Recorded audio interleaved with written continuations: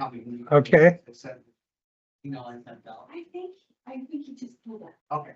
Hey. I thought that was him. Hey, Brian. Hey, Wherever you would like to set. Hopefully everyone's had a chance to review the information that. Gene, congratulations on dominating the first round in that. Gene? What are you talking about? Oh, don't tell me you're not aware of that. They're having a restaurant contest on Facebook. Yeah. I don't. Checkers is kicking butt. Is it? Oh, fun, It's nice. just, it's people voting for their favorites, basically. Where's Elvis? I didn't even know it was on there. So. Is that It's the what? worst of the ages. Okay, all right, all I right, just died. all right, all right. Well, I take your yay on it. It's not gangs without the police. It's not me. Or not gangs without the police. It's like- Come back. At our last meeting, we had talked about, taking a look at departments and how FTEs may have changed. From pre-COVID until now, and Brian offered to, take a look at that. He had completed some information that we sent out last week. Friday, I think you sent it to me late on Thursday, with a couple revisions, Yep. and then we sent it out on Friday. Did you get that? Last board. I'm sure what we are equal. Focus. Does anybody else need a copy? Yeah. Do you have one? I've got a couple. I have it. We share. Yeah. Well, you can share, anybody wants one over there? This is gonna take too terribly long. I'll start whenever you like. Yeah, go ahead, Brian. All right, so, yeah, that was the request. I've actually expanded the scope of this quite a bit. I've actually pretty much completed a 70-year comparison where in 10-year increments, I compare the department changes. Like, for instance, in 56, we had 39 highway employees. That was very labor intensive in those days. That was 60% of our entire workforce, whereas now it's about 16% of our workforce. So there's a lot of reasons for that, but, as far as pre-COVID to current, auditor's office hasn't changed, treasurer's office hasn't changed, register of deeds office hasn't changed. Remember, these are just full-time budgeted positions, benefit eligible positions. We do have some part-timers, but near as I can tell, it hasn't changed that much from 2019. Randy, do you have any feel for how many overall part-time employees? Yeah, I mean, I can easily count that up, but what I was gonna say is it's hard to do a legitimate comparison and get an FTE conversion because we have 3 different department heads in the departments where we have almost all of our full timers, which is ambulance director, jail administrator, and sheriff. And so that's the largest groups of part timers we have. And I mean, I can continue to follow up, try to at least get the current estimate from the current department heads, but some of those department heads aren't even alive anymore, don't live here. Anyway, so I was at Register of Deeds Director of Equalization. So in 2019, they had 6 full-time staff. Today they have 5. They still have 6 budgeted positions, but the 6th position is currently unfilled. Custodial still at 4. Emergency management still at 2 as they were pre-COVID. Brian, the question on the unfilled position, is that because it's frozen and they're not attempting to fill it, or they just haven't found the right person? I'd say it's due to what they call the hiring freeze. Yeah, that's one of the ones, they kind of pick and choose which ones they're gonna fill, and that's one they felt is not essential at this point, I guess. Right, so, emergency management zoning, you see an asterisk there by the 2019 too. In 2019, they actually did add a 3rd budgeted position. This person was gonna be an enforcement officer, and they never filled that position. And it's no longer budgeted, so they're still at 2. Sheriff holding strong at 14 as they were in 2019. Jail has 20, just as they did in 2019. These are full timers. Highway has actually gone down 2. Reason for that is Mike was the assistant superintendent when he became superintendent, and he did not replace himself by hiring another assistant. And he also had another position that he did not fill, so he's -2 post-COVID. EMS, this is probably the most significant change, obviously. 2019, they had 8 full-time staff. At the start of this year, they had 13, an increase of 5. They're currently down to 12 because they have taken one of those 13 positions. It was a retired individual who they are apparently not going to replace, somebody in billing. So they had 2 billing ladies, now they're gonna function with 1. So right now, they're a net increase of 4 from pre-COVID. Give you a little bit of an explanation on that too. It would be more, but our administrator doesn't actually qualify for this list because he is not benefit eligible. He does work about 30 hours a week at about $35 an hour, so that's about 50 grand, but he's not benefit eligible, at least as the way I'm comparing it. So he's not included in that 12. State's attorney, 2019 had 6 full timers. At the start of this year, they had 7. I believe an 8th one is budgeted, but they have never filled it. I think that one is pending the outcome of a bar exam.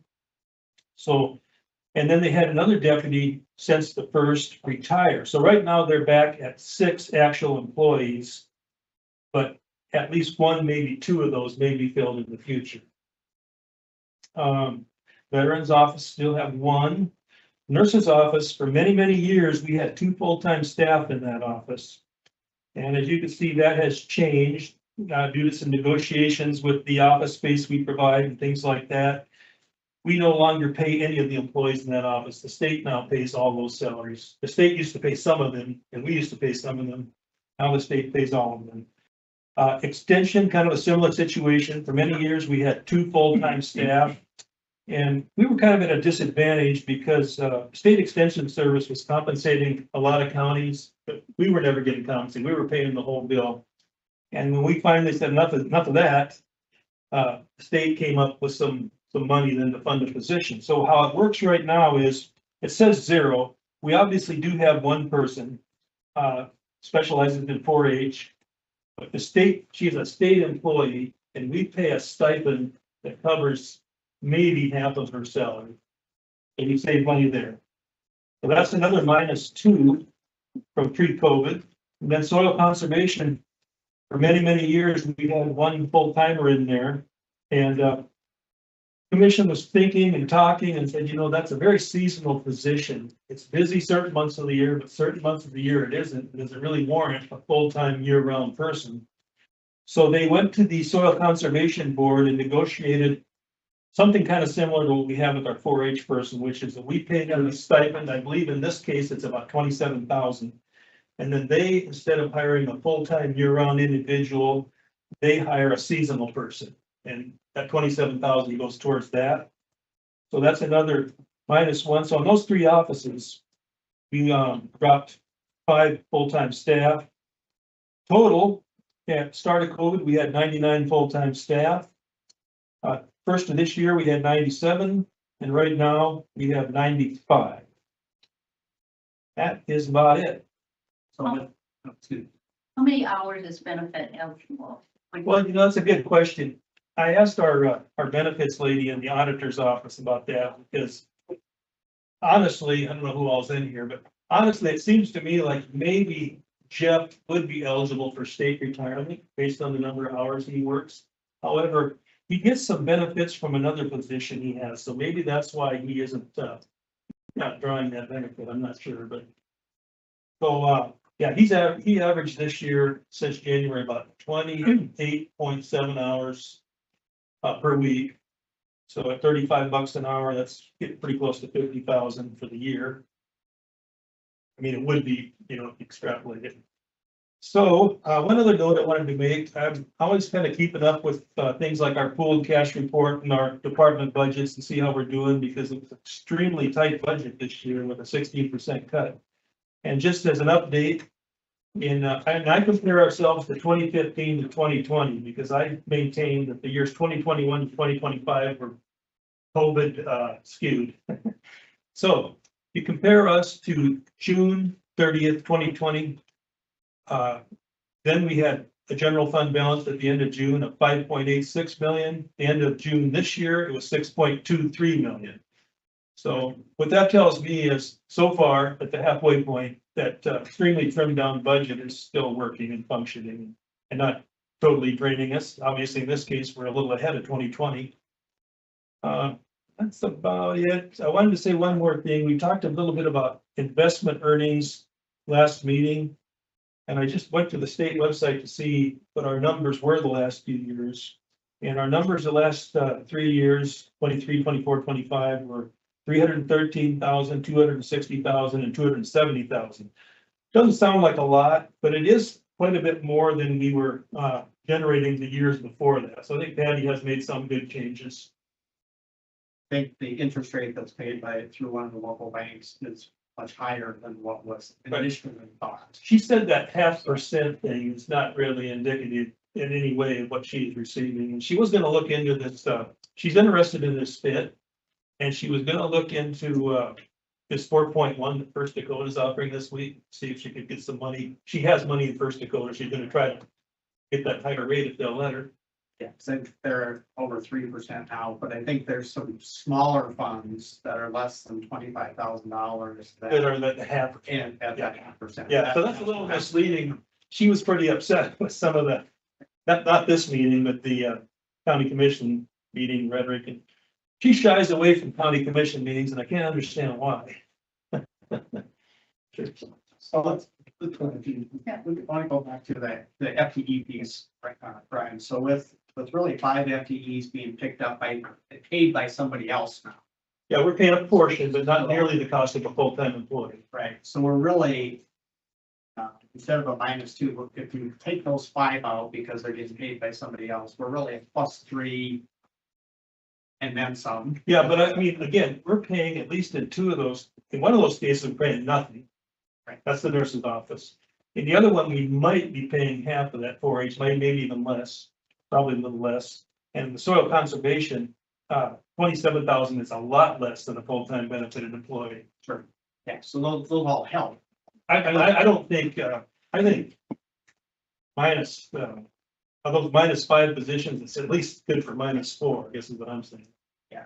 So, In terms of dollars. yeah, so then the net would be, if, in just taking the -4 for your comment, then really our net would be, instead of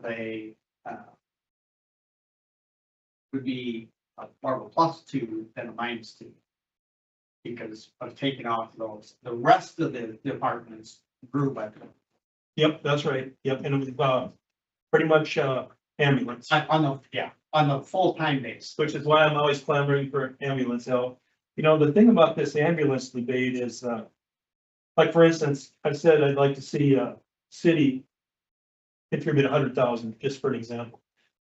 At 15,400 citizens, that's a cost of about $6.50 per citizen. You know, there's a lot of groups they give money to that's 4 or 5 times that. Also, you know, that's gonna be a really small amount to compare when we maybe at some point are forced to go into the ambulance district, which would be much more than $6.50 per person, based on some of the other ambulance districts I paid attention to. And so I'm saying, don't cut off your nose to spite your face. This allocation I'm asking for might be your best bet as far as the return on investment. We'll have to talk about that as the task force, not as the ultimately it'll be a commission to let's make that decision, but let's stay focused on the FTE. I still have some questions about actual hours that are worked, with when you add in the part-time employees and how that has changed. Yeah, most of, I would say the vast majority of the people on our part-time roster don't even work 5 or 10 hours. So I'd like to eat this up with like Kevin and Gene to jump in. So just doing rough math here. So we have 95 employees actual right now. So that's 197,600 man hours a year based on a 40-hour work week. So what is not captured in all of this, and thanks for putting this together, what's not captured is, so how many hours a year are we paying for part-time? No, it's not. And what percentage of that equates to this? Because maybe, yeah. I mean, I can attempt to get that for you, but I don't think, I guess what I'm trying to say is I don't think from looking at the numbers and the amounts, we've changed significantly from 2019. If that's worth anything for you. So Well- Brian, are these actuals or are these, you mentioned something last week about, or last time about, that these were gonna be budgets. And these are budget for budget. Mhm. Right. So there's, And a number of our employees are only 35-hour employees, not 40. Pretty significant number, most of them. Right, so they're not FTEs, so they're not captured in. Oh, yes, they No, they're still They are FTEs. captured. they're Well, classified. I guess- full time. I guess what I would like to see is I'd like to see holistically, how many hours are we paying for in the county? How many hours does it take to run the county? And how are they divvied up? Because then we can tee that up for a conversation for the commissioners to decide how they want to budget. I mean, I have some personal philosophies, the way I do that in my business. I'm more of a fan of having 3 or 4 part-time employees as opposed to 1 full-time employee with benefits. 1, because of the expense, and 2, because of the flexibility. But that's me, that's private sector. But in order to lay this out for the commissioners, we need to have a holistic number of what our total manpower requirement is to function the county. And are we meeting the service level requirement we need to? And that tees up a whole discussion of how do we divvy that out, what departments needed, how many, and I don't want to go into a full manpower study for each department, because that's very time consuming. It can be very expensive when you contract a company to do that. But just for an overall service level, you need to understand what that baseline is and how many hours it takes to provide the functions of the county, and then breaking that down by department.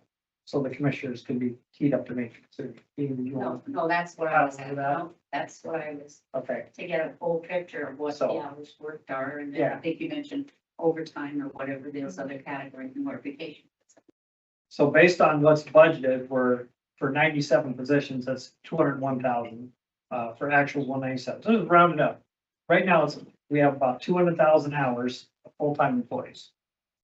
So the immediate question is, how many hours are we paying for right now for part-time employees, seasonal employees, whatever that is?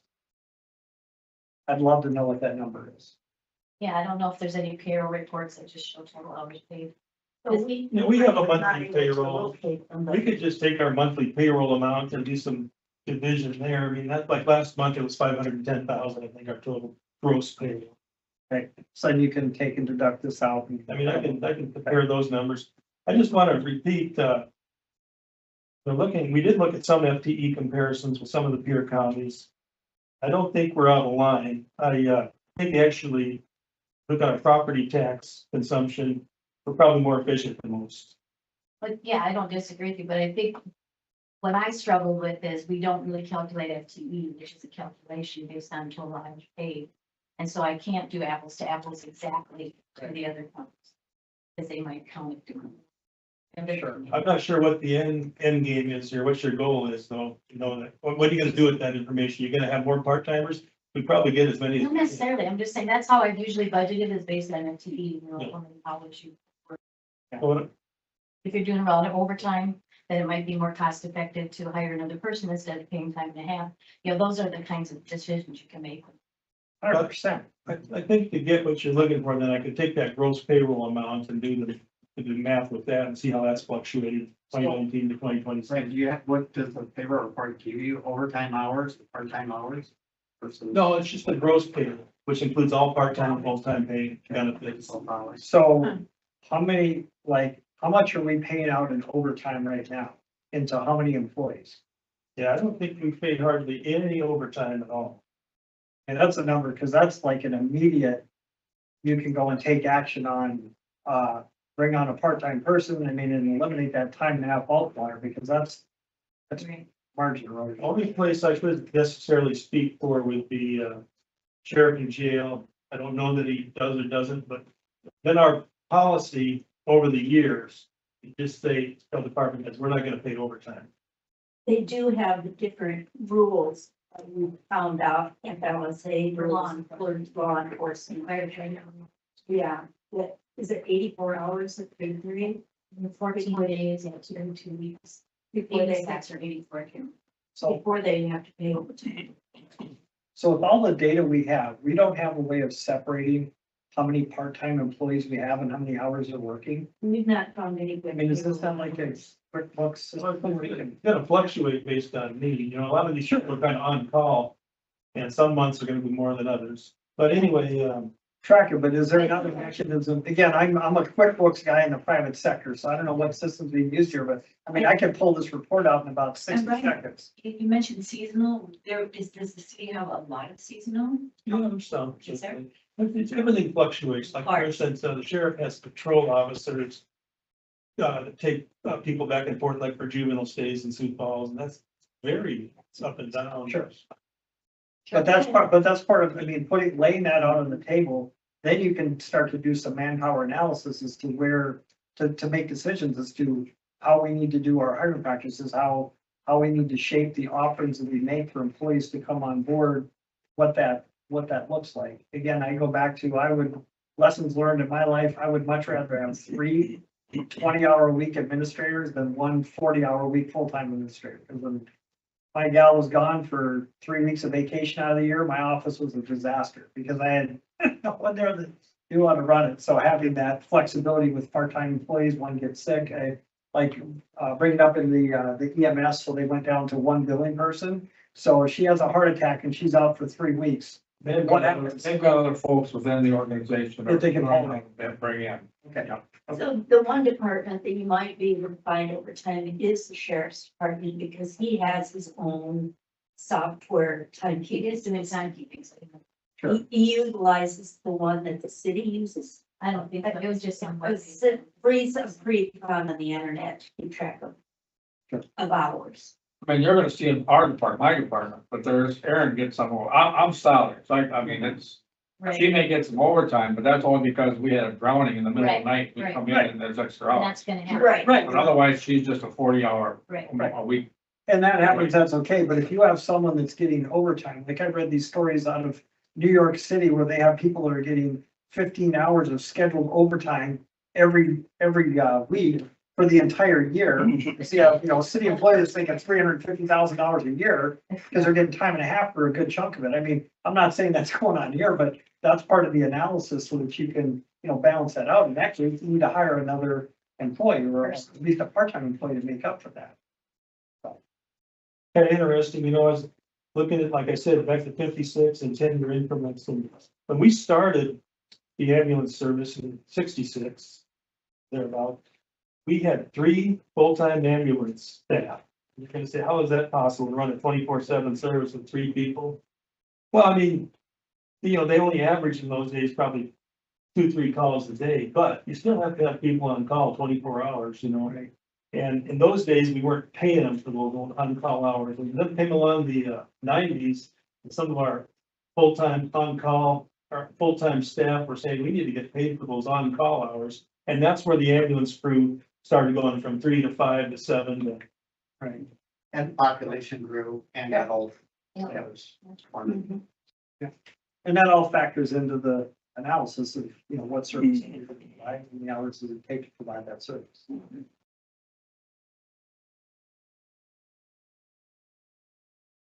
So outside of EMS, take the attorney office, those are the only areas that we've seen growth. At least in terms of the budgeted full-time positions. We still have the question about part-time position, whether there's been growth in that. Kathy, what did the state's attorney tell us? Is he down to 5?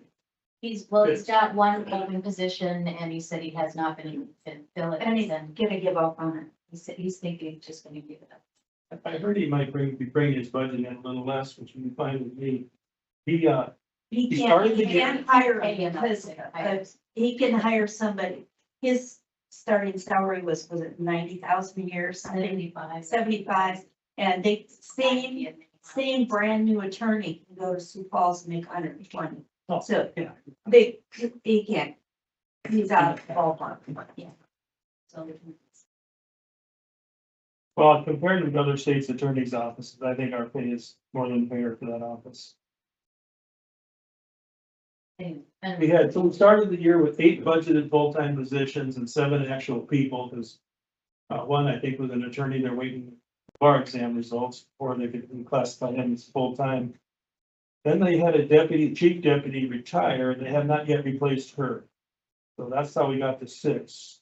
Maybe he won't replace one of those. Maybe he'll stick with 3 attorneys instead of the 4 that were budgeted. It'll be his decision, but that's what it sounds like. Yeah, you can compare them to attorneys in general, but you compare other states' attorneys' office, ours are more than fairly compensated.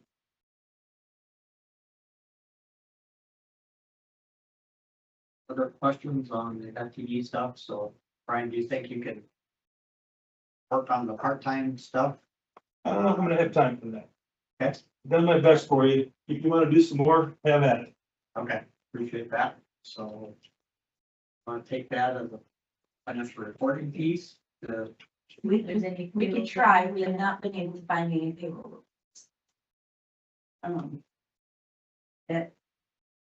But, Well, we have the office, department by department payroll every month published in the minutes, you know, says how much the registered deeds total. Right, but not yeah, but ours. that's dollars. It's Yeah, ours. it doesn't.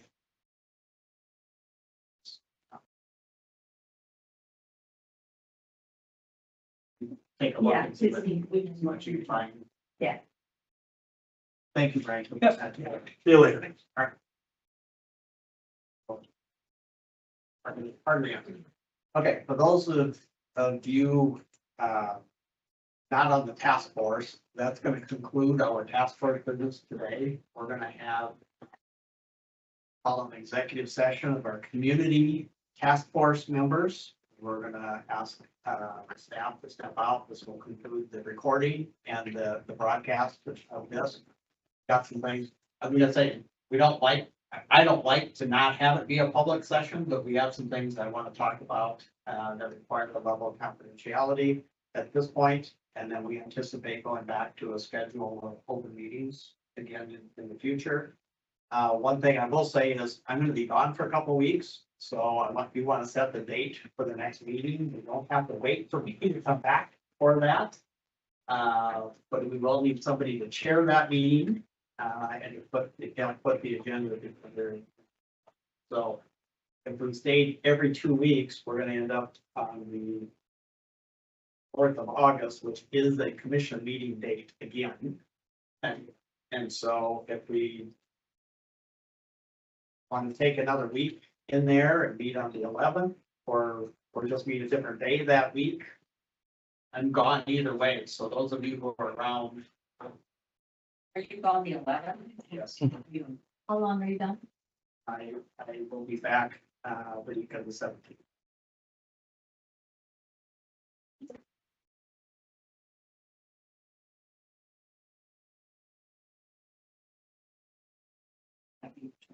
That'd be 4 weeks if we waited till the week.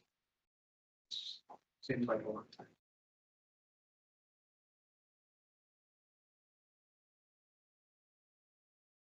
Be interested in sharing on, well. What that was done. Sure. Yes. What works for your schedule? It's like, what are you? Enthusiasm, or Jean, do you want to do it? You want, I don't. Gene can share. Let's pick a date. I think we should get off the date of the county, of the city county You want to do commission. like the 11th? Wait till the 11th. I just think it's. So I mean, it's 4 Because if o'clock. we're gonna go to the meeting, so then we'd have this meeting and then go back to the meeting again, you know. Not that I'm going tonight, but I may listen to it, but I do know. I agree with that, but yeah, but it would probably be best to meet the week following the next meeting, so 11. I would say if you have agenda items that you want covered on that, to get them to and or whoever's leading it, the week before, so that it's been put together before the 11th. Are we okay with this? August 11th at the Ashley Burke. Well, we should be able to go together in one state here now. Because the election will be over. If it's broadcasting and recording. It's easier to hear. Okay, that's fine. Yeah, there is an economic development one at 11 to 1 here, but 4 PM will be fine on the 11th. All right, thank you. So stop streaming.